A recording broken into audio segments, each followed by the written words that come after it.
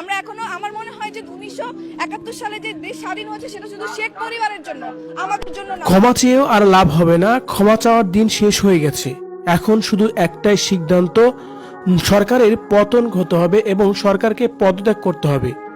এভাবে যেন হুমকার দিয়ে কথা বলছিলেন ছোট্ট পর্দার অভিনেত্রী আরোহী মিম।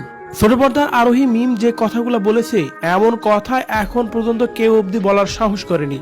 কি বলছেন তিনি জানতে হলে পুরো ভিডিওটি দেখে সঙ্গে থাকুন। আমি তো নিরাপদ না, আমি নিজেও নিরাপদ কিনা আমি জানি না। আজকে পর আমার কি হবে সেটাও আমি জানি না। আরোহী মিম আজকে শিক্ষার্থীদের সাথে আন্দোলনে নেমেছেন, আর আন্দোলনে নেমেই যেন হুঙ্কার দিয়ে কথা বলেছেন। তার সরাসরি একটাই কথা, সরকারের পতন চাই। এর বিপরীত কোনো পরিকল্পনা এখন আর হবে না, তার কারণ সেই সময় শেষ হয়ে গেছে।